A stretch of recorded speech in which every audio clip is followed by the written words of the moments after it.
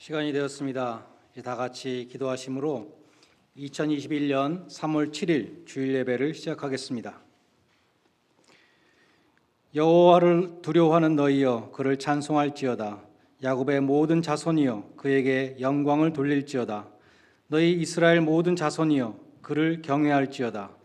그는 곤고한 자의 곤고를 멸시하거나 싫어하지 아니하시며 그의 얼굴을 그에게서 숨기지 아니하시고 그가 울부짖을 때에 들으셨도다. 큰 회중 가운데서 나의 찬송은 주께로부터 온 것이니 주를 경외하는 자 앞에서 나의 서원을 갚으리이다. 겸손한 자는 먹고 배부를 것이며 여호와를 찾는 자는 그를 찬송할 것이라. 너희 마음은 영원히 살지어다. 땅의 모든 끝이 여호와를 기억하고 돌아오며 모든 나라의 모든 족속이 주의 앞에 예배하리니 나라는 여호와의 것이요 여호와는 모든 나라의 주제심이로다. 아멘. 거룩하신 하나님 아버지, 저희를 구원하여 주신 그 크신 사랑을 인하여 감사와 찬송을 올려드립니다. 천국의 복음을 주신 은혜를 찬양드리며 이 시간 주님께 신령과 진리로 예배드리기를 원합니다. 이 예배를 통하여 주님 홀로 영광을 받아주시고 저희는 이 예배를 통하여 하나님의 자녀임을 깨닫고 하나님의 형상을 본받는 성도들 되게 하여 주시옵소서. 예배의 시종을 성삼위 하나님께 의탁드리오며 거룩하신 예수님의 이름으로 기원드리옵나이다. 아멘.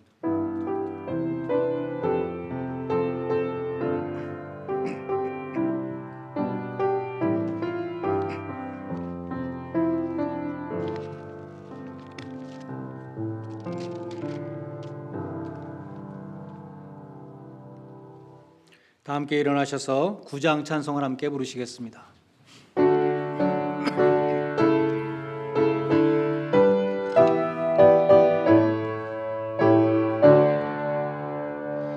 하늘에 가득 찬 영광의 하나님, 온 땅에 충만한 존귀하신 하나님, 생명과 빛으로 지혜와 권능으로 언제나 우리를 지키시는 하나님,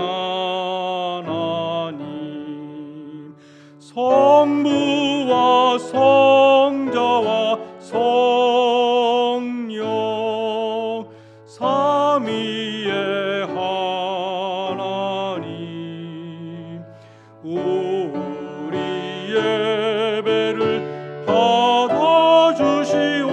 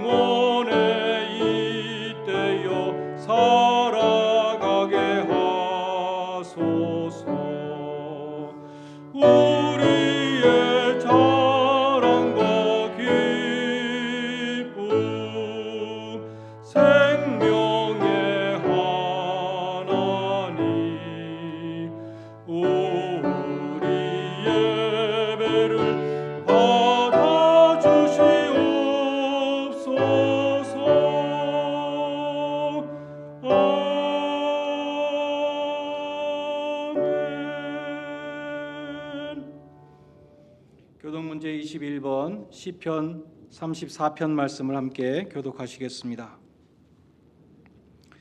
내가 여호와를 항상 송축하며 내 입술로 항상 주를 찬양하리이다.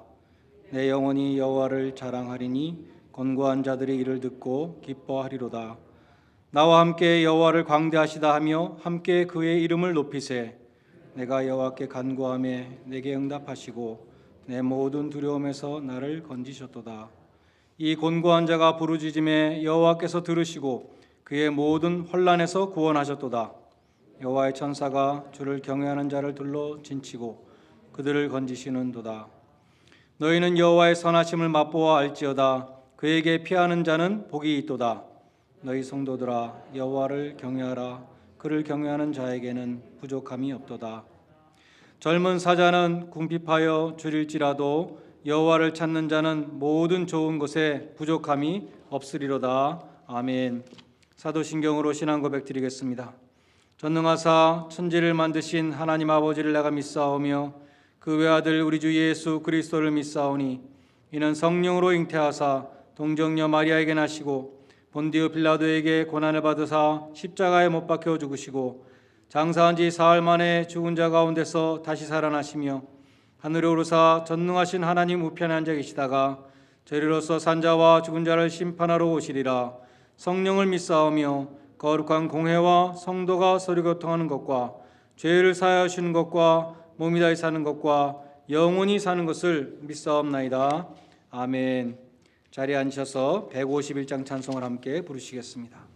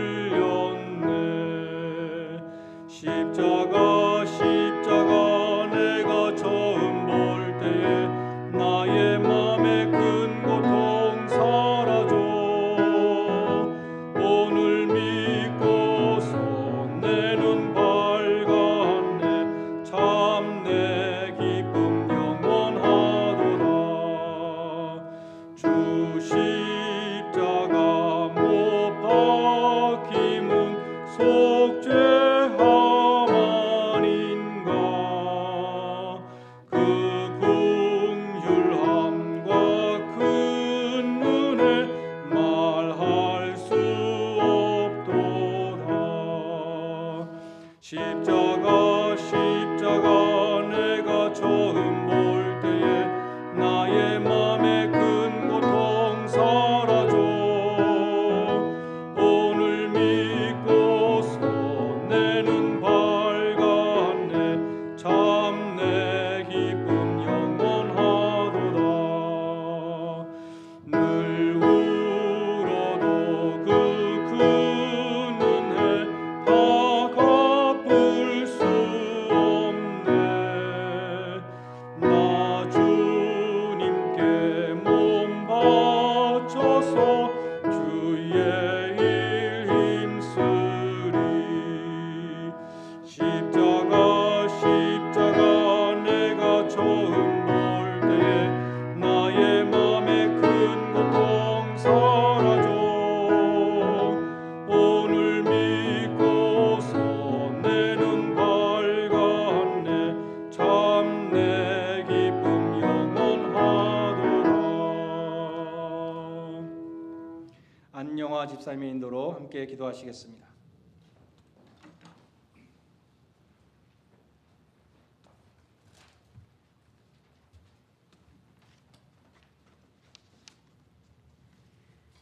다 함께 기도하시겠습니다.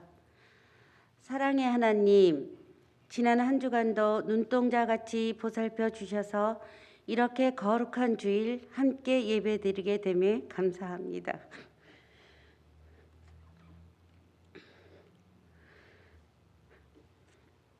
하나님 아버지 용서하시옵소서. 우리 안에 좋은 마음과 평화가 너무도 부족합니다. 작은 일에도 쉽게 분노하고 한 걱정이 해결되면 그 감사함은 곧 사라지고 또 다른 걱정을 하는 믿음의 연약함을 회개합니다. 남을 사랑하기는커녕 용서하지 않으며 우리 멋대로 하루를 살아가고 있음을 고백합니다. 사랑을 받는 것만 좋아하고 그 사랑을 베푸는 것엔 한없이 인색합니다. 부끄러운 마음을 오늘 고백하며 회개합니다. 하나님, 우리 안에 하나님의 사랑과 평화가 가득 넘쳐나길 간구합니다. 그 사랑을 덧입어 늘 예수님과 동행하는 삶을 살면서 하나님 나라 확장하는 데 크게 쓰임받는 저희 되길 기도합니다. 걱정과 근심 대신 믿음과 소망 드리는 저희 되길 기도합니다. 늘 깨어 있어 하나님의 음성에 귀 기울이며 하나님 명령에 순복하는 자 되게 간절히 기원합니다. 예배와 말씀에 힘쓰며 힘든 자, 병든 자와 함께하는 삶을 살면서 하나님께서 기뻐 받으실 인생 살기를 소망합니다. 하나님 사랑합니다. 우리의 마음을 받아주시고 우리의 예배를 받아주시고 축복하여 주시옵소서. 오늘 예배 가운데 계신 하나님 아버지, 예배 드리는 모든 성도들에게 일일이 찾아가 주셔서 위로해 주시고 믿음을 강건케 해 주시길 기도합니다. 오늘 단위에 세우신 목사님에게 성령으로 기름 부으사 말씀을 통해 은혜의 강이 흘러넘쳐 모든 성도가 삶이 변화되어 하나님 안에서 기쁜 하루하루 살길 간절히 소망합니다. 이 모든 말씀 예수님 이름 받들어 기도드립니다.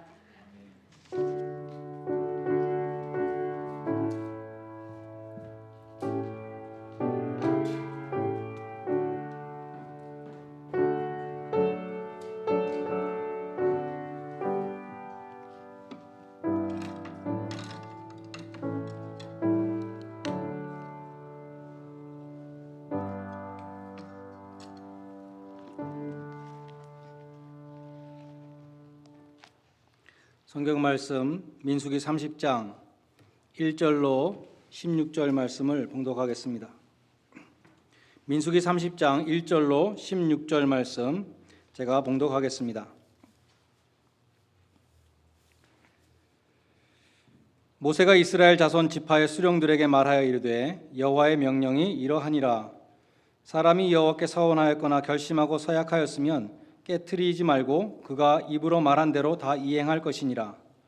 또 여자가 만일 어려서 그 아버지 집에 있을 때에 여호와께 서원한 일이나 스스로 결심하려고 한 일이 있다고 하자 그의 아버지가 그의 서원이나 그의 결심한 서약을 듣고도 그에게 아무 말이 없으면 그의 모든 서원을 행할 것이요 그가 결심한 서약을 지킬 것이니라. 그러나 그의 아버지가 그것을 듣는 날에 허락지 아니하면 그의 서원과 결심한 서약을 이루지 못할 것이니 그의 아버지가 허락하지 아니하였은즉 여호와께서 사하시리라. 또 혹시 남편을 맞을 때에 서원이나 결심한 서약을 경솔하게 그의 입술로 말하였으면 그의 남편이 그것을 듣고 그 듣는 날에 그에게 아무 말이 없으면 그 서원을 이행할 것이요 그가 결심한 서약을 지킬 것이니라. 그러나 그의 남편이 그것을 듣는 날에 허락하지 아니하면 그 서원과 결심하려고 경솔하게 입술로 말한 서약은 무효가 될 것이니 여호와께서 그 여자를 사하시리라. 과부나 이혼당한 여자의 서원이나 그가 결심한 모든 서약은 지킬 것이니라. 부녀가 혹시 그의 남편의 집에서 서원을 하였다든지 결심하고 서약을 하였다 하자 그의 남편이 그것을 듣고도 아무 말이 없고 금하지 않으면 그 서원은 다 이행할 것이요 그가 결심한 서약은 다 지킬 것이니라. 그러나 그의 남편이 그것을 듣는 날에 무효하게 하면 그 서원과 결심한 일에 대하여 입술로 말한 것을 아무것도 이루지 못하나니 그의 남편이 그것을 무효하게 하였은즉 여호와께서 그 부녀를 사하시느니라. 모든 서원과 마음을 자제하기로 한 모든 서약은 그의 남편이 그것을 지키게도 할 수 있고 무효하게 할 수도 있으니 그의 남편이 여러 날이 지나도록 말이 없으면 아내의 서원과 스스로 결심한 일을 지키게 하는 것이니 이는 그가 그것을 들을 때에 그의 아내에게 아무 말도 하지 아니하였으므로 지키게 됨이니라. 그러나 그의 남편이 들은 지 얼마 후에 그것을 무효하게 하면 그가 아내의 죄를 담당할 것이니라. 이는 여호와께서 모세에게 명령하신 규례니 남편이 아내에게 아버지가 자기 집에 있는 어린 땅의 딸에게 대한 것이니라. 아멘.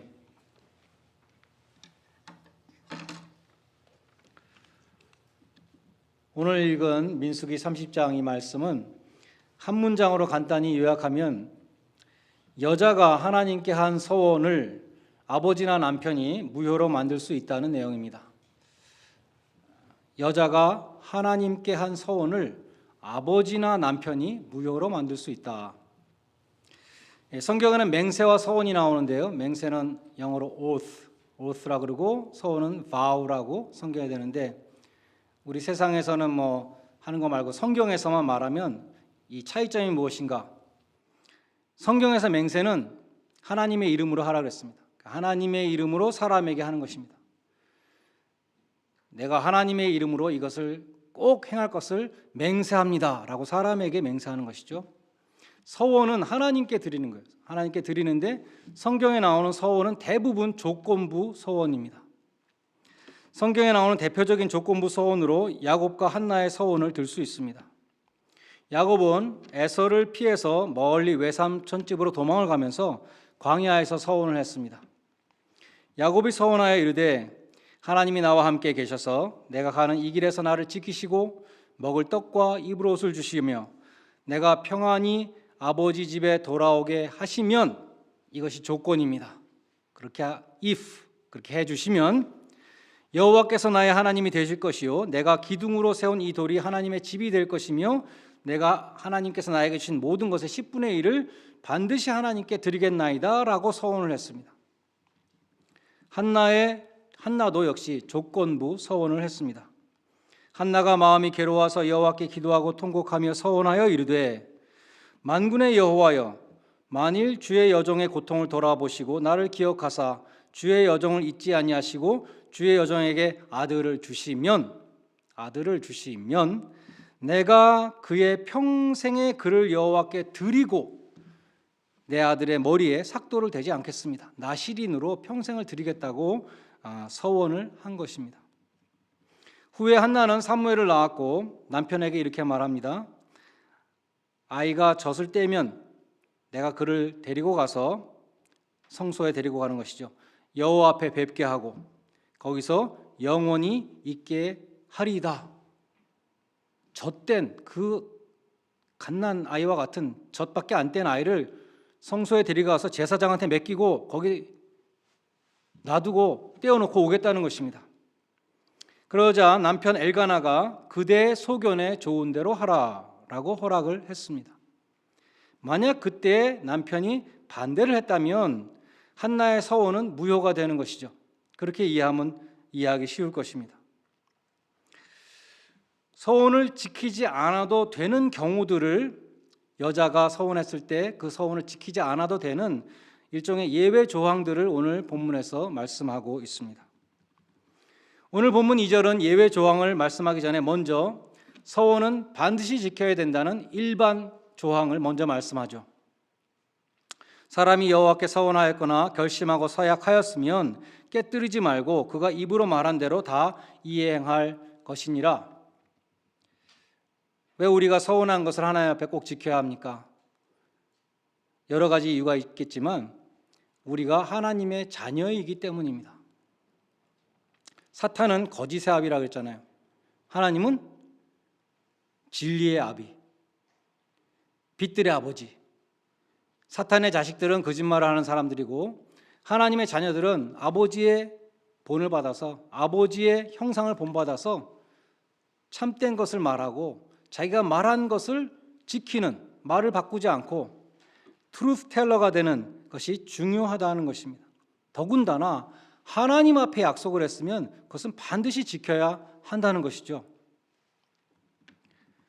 그처럼 오늘 본문 2절에서는 서원은 반드시 지켜야 된다라고 말씀한 다음에 여자의 서원에 대해서 4가지 경우를 말씀합니다. 첫째로 아직 결혼하지 않은 어린 딸이 하나님 앞에 서원을 했는데 아버지가 그 서원을 듣고 허락하지 않으면 안 된다라고 아버지가 말하면 그 서원은 무효가 되고 지키지 않아도 된다는 것입니다. 물론 아버지가 반대하지 않으면 그 서원을 지켜야 되는 것이죠. 그것이 3절로 5절의 말씀입니다. 둘째로 처녀가 결혼하기 전에 서원을 했는데 결혼한 다음에 남편에게 말합니다. 나 이런 서원했었다. 근데 남편이 딱 듣고 반대를 하면 무효가 된다는 것입니다. 이런 예를 들어볼 수 있겠죠.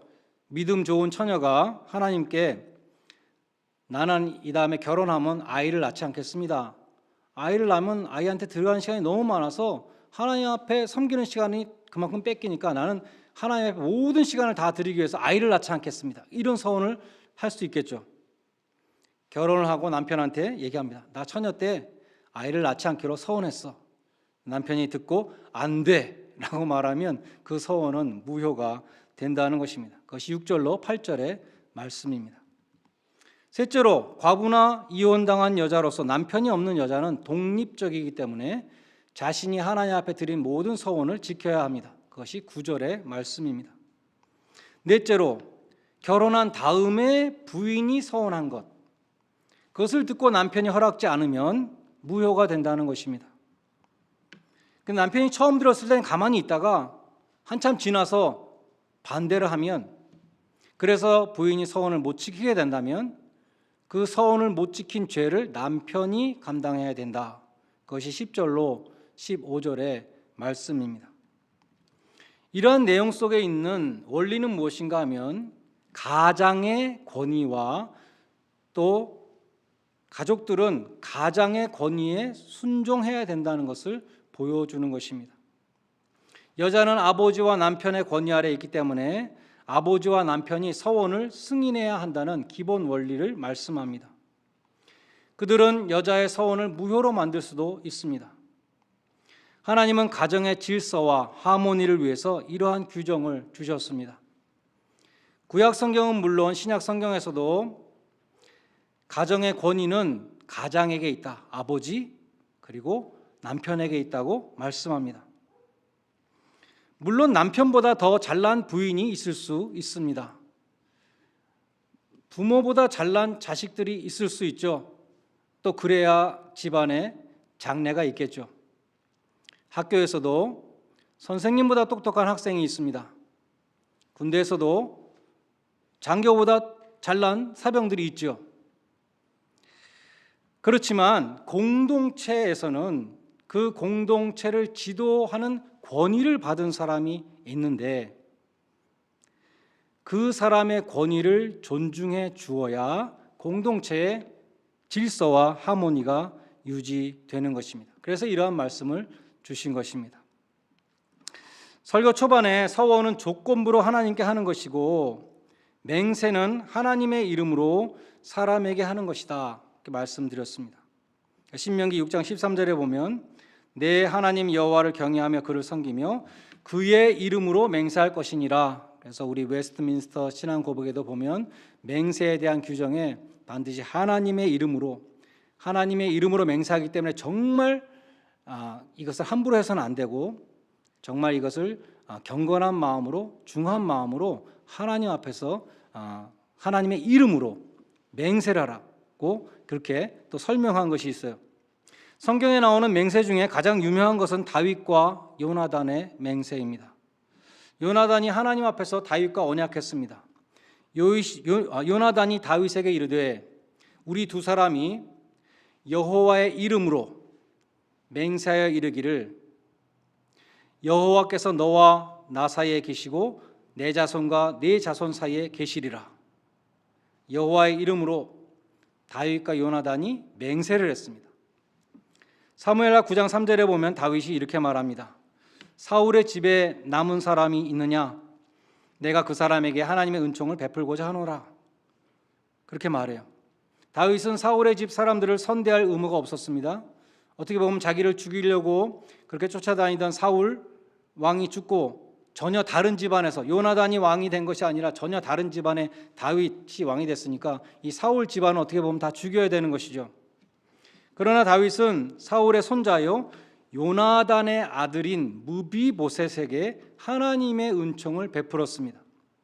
요나단과 하나님의 이름으로 맹세한 것을 기억하고 요나단의 아들 무비보셋에게 은혜를 베풀었다는 것입니다. 그래서 사울 왕의 땅을 다 돌려주고 내 밥상에서 같이 식사를 해라. 왕궁에 들어와서 다윗 왕과 함께 식사하는 특권을 줬다는 것이죠. 무비보셋은 두 다리를 다 저는 또 완전히 망한 집안의 그런 불구자였는데 다윗이 요나단과의 맹세를 기억하고 거두어 주었다는 것입니다. 그처럼 사람은 하나님의 이름으로 맹세를 하라고 했는데 하나님이 맹세하실 때는 그러면 어떻게 해야 되는가? 하나님이 맹세하신 적이 있어요. 창세기 22장에서 아브라함이 독자 이삭을 번제로 바치라는 하나님의 명령에 순종하고 번제로 바치는 것을 보았을 때 번제로 바치기 직전에 하나님이 막으셨지만 정말로 번제로 바치는 그 아브라함의 믿음을 보시고 하나님이 축복하시는데 하나님이 맹세를 하시면서 축복을 하셨습니다. 내가 나를 가리켜 맹세하노니 내가 이같이 행하여 네 아들 독자 또 아끼지 아니하였은즉 내가 네게 큰 복을 주고 네 씨가 크게 번성하여 하늘의 별과 같고 바닷가의 모래와 같게 하리니 네 씨가 그 대적의 성문을 차지하리라. 또 네 씨로 말미암아 천하 만민이 복을 받으리니 이는 내가 나의 말을 준행하였음이니라. 이렇게 축복하셨습니다. 이에 대해서 히브리서 6장 13절에 이렇게 설명합니다. 하나님이 아브라함에게 약속하실 때 가리켜서 맹세할 자기보다 더 큰 자가 없으므로 자기를 가리켜 맹세하셨다. 이렇게 설명하고 있습니다. 하나님이 아브라함에게 약속을 하시면서 맹세를 했다는 건 어떻게 보면 좀 이해가 안 가죠. 하나님은 약속만 하셔도 되잖아요. 우리 인간은 참 정말 하나님의 이름으로 맹세까지 하면서 우리 인간은 연약하고 또 말을 바꿀 수 있기 때문에 그렇다 하더라도 하나님은 신실하신 분이니까 그냥 약속만 해도 되는데 아브라함에게 약속을 하면서 맹세까지 하셨다는 것이죠. 이것은 하나님이 신실하지 않다는 것이 아니라 연약한 인간의 믿음을 도우시기 위한 배려로 보아야 할 것입니다. 하나님 우리에게 복음을 주셨어요. 하나님 약속이죠. 그 복음만 주셨을 뿐만 아니라 예수님의 십자가로 맹세하셨습니다. 예수님의 십자가로 확증하셨죠. 창세기 22장에 아브라함에게 맹세하면서 제가 읽어드렸죠. 제일 마지막에 보면 이런 말씀이 있습니다. 내 씨로 말미암아 천하 만민이 복을 얻으리라 했는데 사도 바울은 갈라디아서 3장 16절로 18절에서 거기 나오는 그 씨가 예수님이라고 말씀해요. 왜냐하면 the seed 복수가 아니고 seeds가 아니고 seed 단수로 표현했기 때문에 한 사람이라는 거예요. 너의 후손 한 사람으로 말미암아 천하 만민이 복을 얻으리라는 복음을 하나님이 말씀하셨다고 사도 바울이 설명하고 있습니다. 이 아브라함에게 하신 약속이 그래서 예수님의 십자가 복음과 연결이 되는 거예요. 그러니까 아브라함과 예수님이 크게 연결이 됩니다. 하나님이 아브라함에게 맹세하신 언약과 예수 그리스도가 십자가로 세우신 새 언약은 하나님의 약속에 근거한 언약이라는 공통점이 있습니다. 조금 어렵지만 잘 들으시면 언약 신학이라는 것이 있어요. Covenant Theology. 거기서 아브라함의 언약과 예수님의 새 언약이 은혜의 언약으로 연결이 됩니다. 근데 그 중간에 모세의 율법이 있어요. 옛 언약이라 그러잖아요. 예수님의 새 언약, 아브라함의 언약, 이것은 은혜의 언약은 Covenant of Grace라 그러고 모세의 율법은 Covenant of Works, Conditional Covenant입니다. 은혜의 언약은 Unconditional Covenant고요. 아무런 조건 없이 행위와 상관없이 은혜로 구원해 주신다는 것이고 조건부 율법은 행해야만 율법을 지켜야만 구원을 얻는다는 조건부 구원론인 것이죠. 그래서 아브라함과 모세와 예수님 이 세 봉우리가 있는데 아브라함과 예수님이 이렇게 연결이 되고 중간에 모세의 율법이라는 반대의 원리가 들어와 있어요. 이것을 사도 바울이 설명한 것입니다. 은혜의 언약에서는 언약 파기의 저주를 하나님이 감당하십니다. 언약을 누가 파괴합니까? 인간이 파괴하죠. 인간이 죄를 짓는데 하나님이 그 책임을 지시고 하나님이 다 뒤집어 쓰시는 거예요. 그에 반해서 행위 언약에서는 죄를 지은 사람이 그 죄값을 담당합니다. 하나님이 아브라함과 언약을 세우시는 창세기 15장에 보면 아브라함이 하나님의 지시를 따라서 짐승들을 죽여서 그 중간을 쪼개고 그 쪼갠 것들을 마주 대하여 놓았습니다. 아브라함이 그처럼 동물들을 쪼개서 양편으로 진열해 놓은 것의 의미를 잘 알고 있었는데, 왜냐하면 당시에 고대 근동 지방에서 모든 사람이 행하던 언약 체결 시기였습니다. 아주 강한 제국의 엠페러가 딱 앞에 앉아 있으면 그 앞에서 뭐 신하든지 아니면 작은 나라의 왕이든지 충성 언약을 하는 거죠. 그때 짐승을 반으로 쪼개서 양편에 쭉 놓습니다. 길을 만들어 놓는 것이죠. 그 길 가운데를 그 신하가 지나가면서 서약을 하는 것입니다. 내가 당신을 배신하면 이 짐승들처럼 이렇게 비참하게 죽을 것입니다 라는 그 고대 근동 지방에서 모든 사람들이 하던 언약 체결식의 세팅을 만들려고 그래서 하나님이 아브라함의 그 세팅을 만들어라. 아브라함이 만들어 놨는데 창세기 15장 17절에 보면 그 쪼개놓은 동물 사이로 누가 지나갔는가 하면 하나님이 지나가셨습니다.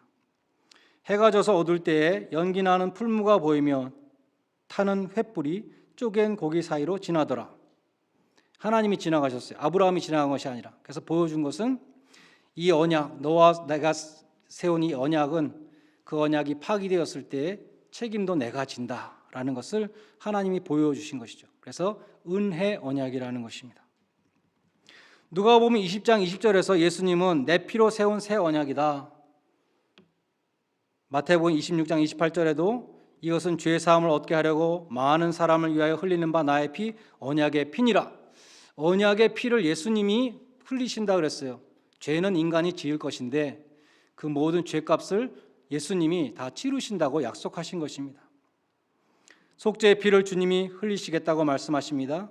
예수님이 피를 흘리고 몸이 찢겨 죽는 제물이 되시겠다고 말씀하십니다. 예수님이 속죄의 피를 흘리셨다는 것은 죄의 값인 사망의 저주를 받으신 것을 의미합니다.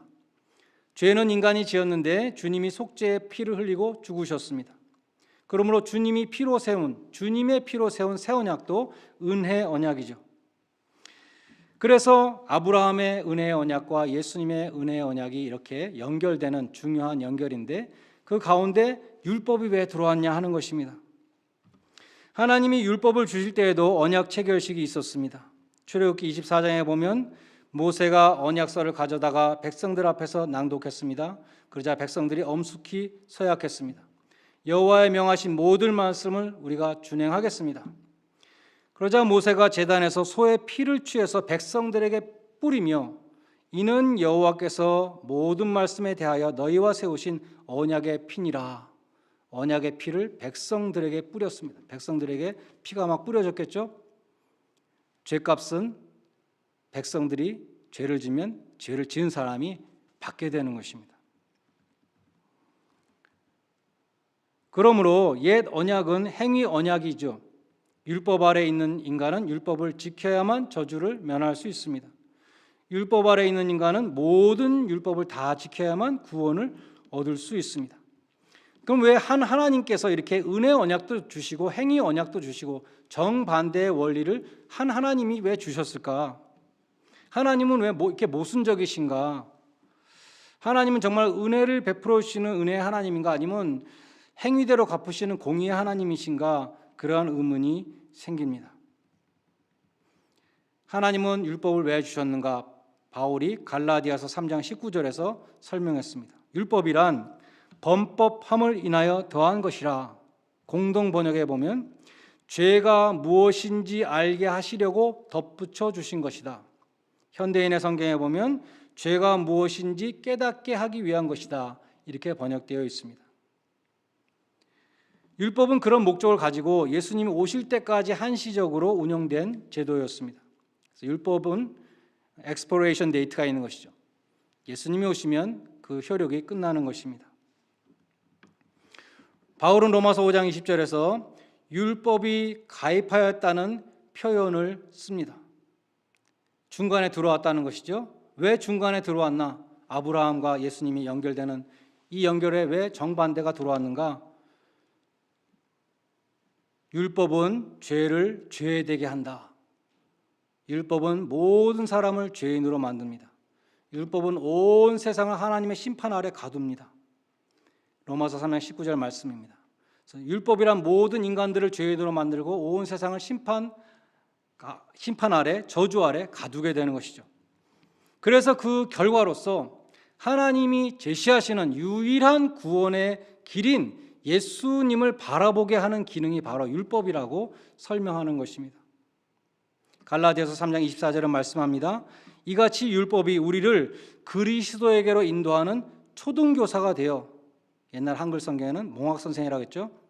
우리로 하여금 믿음으로 말미암아 의롭다함을 얻게 하려 함이니라. 예수님께로 이끌어가는 선생님이다. 율법이 그렇게 설명했던 것이죠. 정반대의 원리로 인해서 우리는 다시 은혜를 찾을 수밖에 없게 만든다는 것입니다. 그래서 죄인을 그리스도에게로 인도하는 길잡이라는 것입니다. 한마디로 율법은 복음을 돕는 것입니다. 그러나 율법에 그처럼 부정적인 기능만 있는 것이 아니죠. 모든 사람을 죄인으로 만들고 모든 세상을 심판 아래 가둬서 예수님을 바라보게 하는 그러한 좋은 기능이지만 부정적인 기능인데, 율법에는 긍정적인 기능도 있습니다. 곧 율법은 이미 구원을 받은 하나님의 백성들에게 하나님이 원하시는 율례와 법도를 가르쳐 줍니다. 이젠 구원받기 위해서 율법을 지키는 것이 아니라 그것은 헛된 길이라고 했죠. 그것은 이루어질 수 없는 길, 율법주의, 유대인들이 헛되게 찾았던 율법으로 의로워지고자 했던 그러기 위해서 우리가 율법을 지키는 것이 아니라, 이제는 구원받았기 때문에 어떻게 하나님 뜻대로 살 수 있을까? 어떻게 하나님 기쁘시게 해드릴 수 있을까? 그래서 하나님의 율법, 이렇게 살아라 하신 하나님의 율법을 우리가 다시 지키게 된다는 것이죠. 그것이 율법의 긍정적인 기능인 것입니다. 율법의 핵심은 십계명입니다. 십계명은 도덕법이죠. 도덕법은 오늘날도 우리가 다 문자적으로 지켜야 하는 것입니다. 반면에 율법 가운데는 제사법이 있죠. 레위기를 비롯해서. 이것은 지키면 안 됩니다. 지키면 이단이에요. 오늘날도 동물을 잡아서 피를 흘려서 그 피를 제단에 뿌려서 내 죄를 사함을 받게 된다 그러면 예수님의 십자가를 다 무효로 만드는, 절대로 지켜서는 안 되는 법이 제사법입니다. 반면에 리추얼 로가 있죠. 우리가 깨끗하게 되기 위해서 돼지고기를 먹지 말라, 그것도 안 지켜도 되는 것입니다. 우리가 이제 음식을 가려 먹음으로써 깨끗해야 되는 것이 아니라 예수님의 피로 깨끗하게 되기 때문에 지키지 않아도 됩니다. 그리고 율법에는 많은 부분이 사회법이라는 것이 있습니다. Civil Law. 오늘 본문도 가정생활을 다루기 때문에 사회법입니다. 이 말 하려고 이렇게 길게 돌아왔어요. 사회법은 어떻게 지켜야 하느냐? 문자적으로 지키는 것이 아니라 지키기는 지키되 그 원리, 프린시플을 우리의 상황 속에서, 지금 민수기의 상황과 우리의 상황은 굉장히 다르기 때문에 프린시플을 우리의 상황에 적용해야 한다는 것입니다. 오늘 본문은 그래서 가정의 질서를 존중하라는 원리를 가리킵니다. 그 원리를 우리는 지켜야 되는 것입니다. 그러니까 비단 딸뿐만 아니라 아들도 부모님의 신앙의 지도를 받아야 되고, 부부간의 신앙의 중요한 결정을 할 때에 남편을 존경하고 부인을 사랑하는 존경과 사랑의 원리로 중요한 결정을 같이 해야 된다는 것을 말씀하고 있습니다. 그렇게 우리는 적용해야 하는 것입니다. 아울러서 우리는 민수기 30장에서 가장 중요한 것은 서원은 반드시 지켜야 한다. 2절 말씀이 가장 중요한 것이죠. 시편 66편 13절로 14절에 이런 말씀이 있습니다. 내가 번제를 가지고 주의 집에 들어가 나의 서원을 갚으리니 이는 내 입술이 바란 것이요 내가 환난 때에 내 입으로 말한 것입니다. 서원은 대개 환난 날에 하는 것이죠. 야곱도 환난 날에 서원했습니다. 한나도 환난 날에 서원을 했습니다. 환난 날에 서원하는 것 나쁘다고 성경은 말씀하지 않습니다. 어떻게 보면 하나님이 막 그런 환난 통해서 서원을 끄집어내셔서 그 사람을 들어 쓰시는 그런 면이 있는 것이죠. 그런데 중요한 것은 환난 날에 서원을 했다가 중요한 것이 아니라 서원을 지키는 것이 중요하다는 것입니다. 정말 그렇게 어려운 마음으로 힘든 마음으로 하나님 나 살려만 주시면 내가 교회 열심히 섬기겠습니다. 뭐 이렇게 서원한 다음에 상황이 괜찮아지면 싹 잊어버리는 사람이 얼마나 많습니까? 조금 전에 인용한 시편 66편 10절을 보면 하나님이여 주께서 우리를 시험하시되 우리를 단련하시기를 은을 단련함 같이 하셨으며 우리를 끌어 그물에 들게 하시고 어려운 짐을 우리 허리에 두셨으니 사람들로 우리 머리 위에 타고 가게 하셨습니다. 우리가 그처럼 불과 물을 통과했더니 주께서 우리를 끌어내사 풍부한 곳에 들이셨나이다. 이런 말씀이 있습니다. 하나님이 지극히 어려운 환난을 통과하게 하셨습니다. 그래서 그 환난 중에 서원을 드렸어요. 하나님이 이제는 그 어려운 땅에서 끌어내서 풍부한 땅에 들어오게 하셨는데 나는 그때 환난의 날에 내가 드렸던 그 서원을 이 풍부한 땅에서 갚겠습니다라는 것이 이 시편 66편의 내용인 것입니다.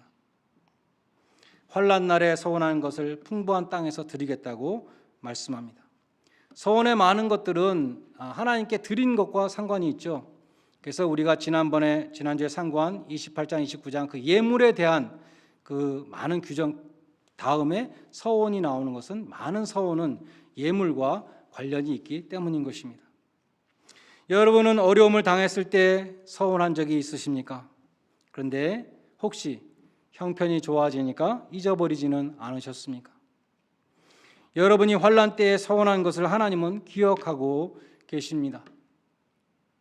여러분이 가난한 마음으로 드린 서원을 꼭 갚으시기를 바랍니다. 그래서 신실하신 하나님의 신실한 자녀들이 되시기를 주님의 이름으로 간절히 축원드립니다. 기도하시겠습니다. 하나님 아버지, 저희가 세례를 받을 때 한 서약, 결혼 서약, 임직 서약, 또한 기도 가운데 드린 서원들을 기억합니다. 저희가 환난 날에 드렸던 서원을 기억합니다. 가난한 마음으로 드렸던 기도를 기억합니다. 신실한 하나님의 신실한 종들이 되게 해 주셔서 하나님께 드린 약속을 지키게 하여 주시옵소서. 또한 하나님이 세우신 질서를 존중하며 순종하는 종들이 되게 해 주셔서 공동체의 화합을 이루는 지체들이 되게 하여 주시옵소서. 예수님의 이름으로 기도드리옵나이다. 아멘. 찬송가 321장 부르시면서 헌금하는 순서를 갖겠습니다.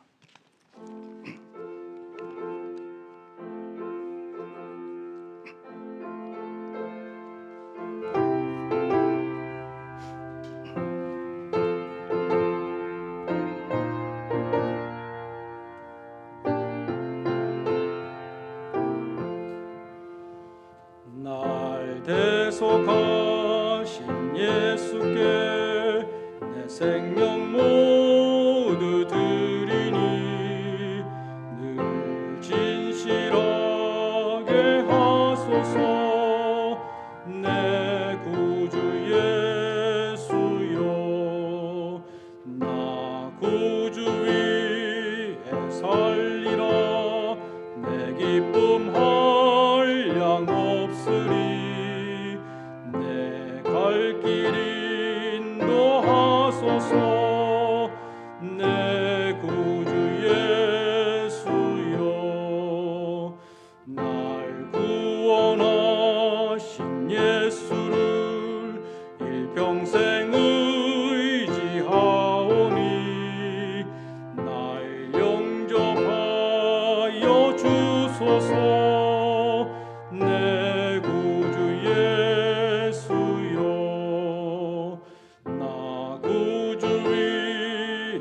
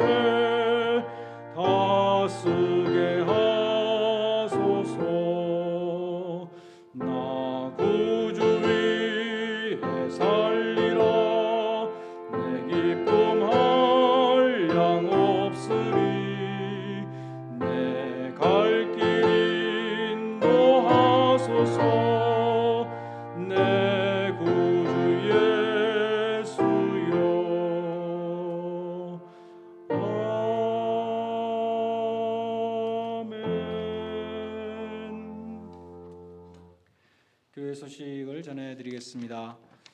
오늘 현장 예배 나오신 여러분들, 또 집에서 온라인 예배 드리시는 모든 분들 주님의 이름으로 환영합니다. 우리 배수진 교우님 오늘 나오셨네요. 아기 난 지 아직 3주일도 안 된 것 같은데 오늘 예배에 참석했습니다. 감사합니다.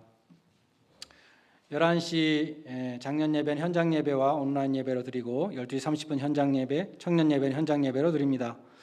어려운 상황 속에서도 교회를 사랑하는 마음으로 벤모와 우편으로 혹은 직접 오셔서 헌금 드리시는 모든 분들께 감사드립니다.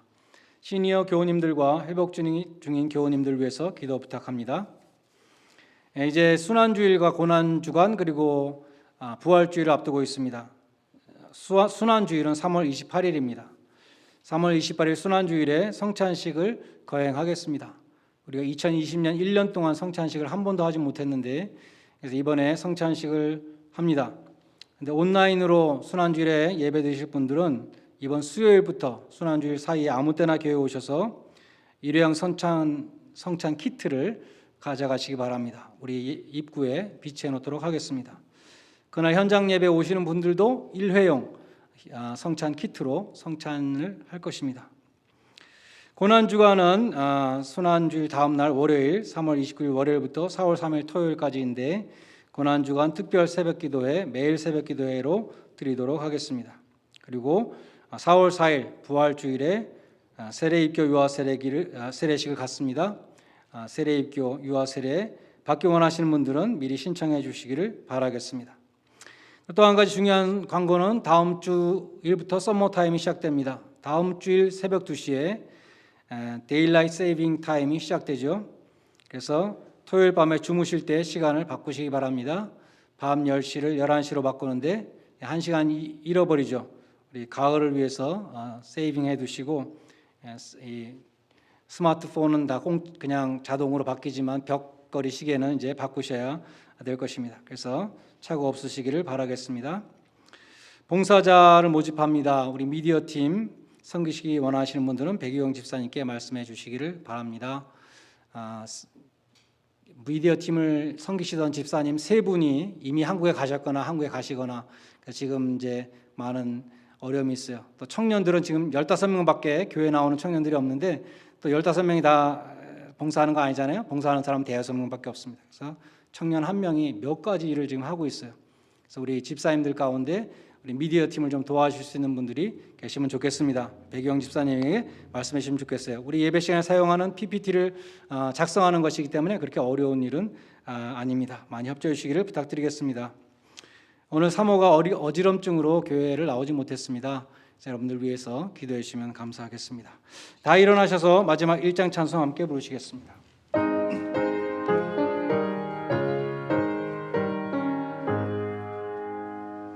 만복의 근원 하나님 온 백성 찬송 드리고 저 천사여 찬송하세 찬송 성부 성자 성령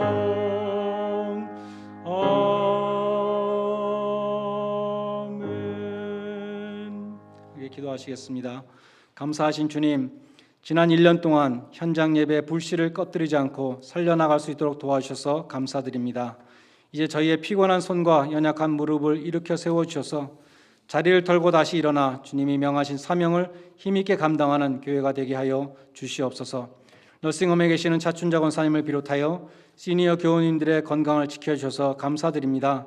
그동안 고생하신 김석조 집사님, 박용환 권사님 네 분과 이달 말에 구순을 맞이하시는 남석철 집사님, 이순덕 권사님 네 분이 건강한 몸으로 예배에 참석하실 수 있도록 도와주시고 장성진 장로님, 정순예 권사님 네 분 은혜 중에 늘 강건케 하여 주시옵소서.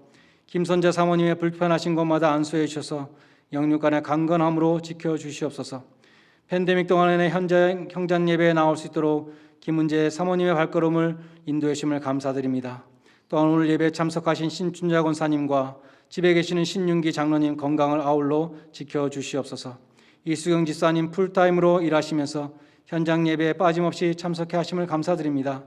우리 교회 5분의 시무 권사님들의 약한 곳을 일일이 안수해 주셔서 주님의 교회를 위하여 기도와 봉사로 충성하시기에 부족함이 없도록 하여 주시옵소서. 수술 후에 현장 예배에 참여하시는 에릭 교우님과 조창숙 집사님 가정의 기도를 들어응답하여 주시고, 안영화 집사님의 어머님, 조윤정 교우님의 부모님, 또한 김현진 집사님의 어머님, 제니탕 집사님의 시아버님, 그리고 부모님의 건강을 위해서 기도하는 모든 교우님들의 기도를 일일이 들어응답하여 주시옵소서. 출산 후에 현장 예배에 참석한 배수진 교우님 가정을 축복해 주시고, 신생아 순복이가 건강하게 자라게 하여 주시옵소서. 또한 한국을 방문 중이신 이승아 집사님과 지온이의 발걸음을 지켜 주시옵소서.